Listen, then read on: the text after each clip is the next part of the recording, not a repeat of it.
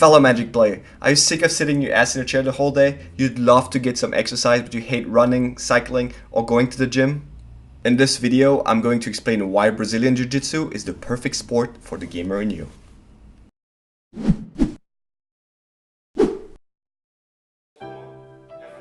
The idea of Jiu Jitsu is for people of lesser strength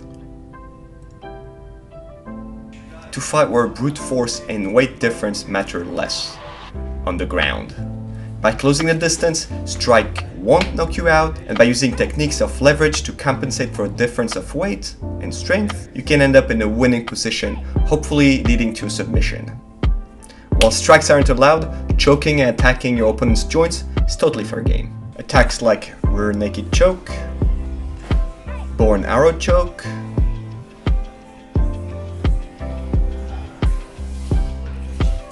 armbar from the guard, armbar from the mount, knee bar, wrist lock, ankle lock, triangle choke, and a bunch of other stuff, which will not necessarily be painful since you will tap before pain actually occurs. So what does it have to do with magic? Glad you asked. Last summer before French Nationals, I invited magic players to come and try it out. A few answered the call, among them Pro Tour Hall of Famer Gabriel Nassif, Pro Tour winners Pierre Canali and Rémi Fortier, and recent GP Prague finalist Julien Berthaud. BJJ is often compared to human chess. Your opponent does something, there are moves to counter their attacks and to counterattack and so on. To me, Jiu-Jitsu is more like magic than chess. A fight will mostly happen on the ground and both fighters will actively look for submission.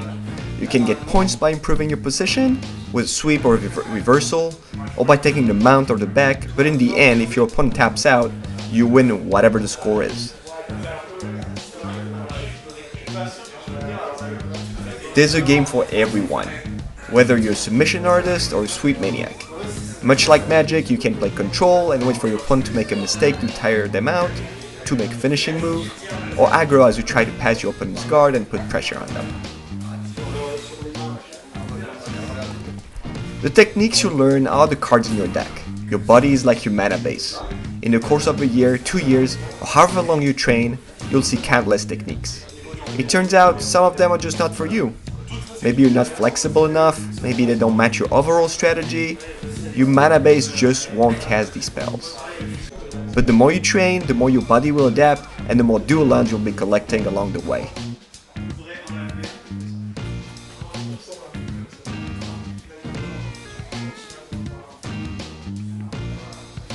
The strategy aspect is huge. Keep in mind that you can win a fight even if you've been dominated the whole time. Think of it as comboing off your opponent when you're dead on board and you draw the final piece of your combo.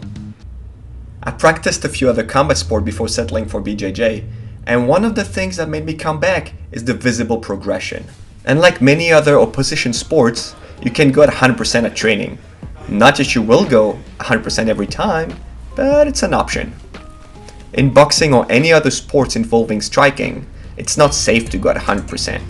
I was mentioning opponents to describe your interactions, but the people you're training with are your partners. You don't want them to be injured, and you don't want to be injured either. If you don't have the option to give 100% of what you have, you can't really test yourself.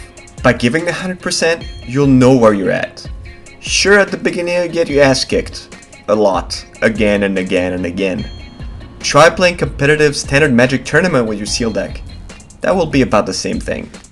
But you'll improve, you'll test yourself, you understand that your body is a lot stronger than you think it is.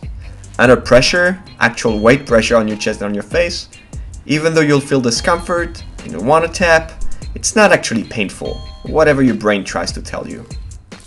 Then you'll start understanding your body, how it works, what actually hurts and what doesn't. You'll spend hours studying which moves you have to add to your game, trying to find new ones and which strategy works best for you. You'll start tapping out less, defend better. You'll even start tapping out opponents smaller in size than bigger in size, thanks to your new spells and improved mana base. The sense of accomplishment that follows is equal to none. Overcoming opposition is usually what drives competitive Magic players. Jiu-Jitsu is not only an amazing sport, it's also full of amazing people. Just like Magic, the BJJ community is one of the most welcoming you'll find. Wherever you go, you'll always find a gym to train and meet new friends. I've trained pretty much everywhere in the world. And you want to know the most awesome part? Magic players also train. Yeah, why wouldn't they? I've been invited by Magic players who train in Sweden, Poland, Australia. And funny story, on my trophy shot of GP Austin 2012, I'm wearing a Jiu-Jitsu shirt. That's how Brad noticed I was training and invited me to a training session in Hawaii where he also plays Magic. So when I have time, I try to bring my gi with me to have a couple rolls before tournament. Before you say, I'm not in shape, I can't do that, or I have to lose some weight first, there's no better workout than BJJ. You don't even need an athletic background to start. In just a couple of months, you'll be in shape, will lose weight if you need to, and feel better physically. It's a tough physical activity that will take every last bit of energy you have, and sometimes you'll come home with a few bruises and maybe some injuries, but the payoff is real. If you're already training, I hope to meet you on the mat one day, and if not, I hope I made you want to try it out so I can meet you on a mat instead of across a table in a Magic tournament. Os.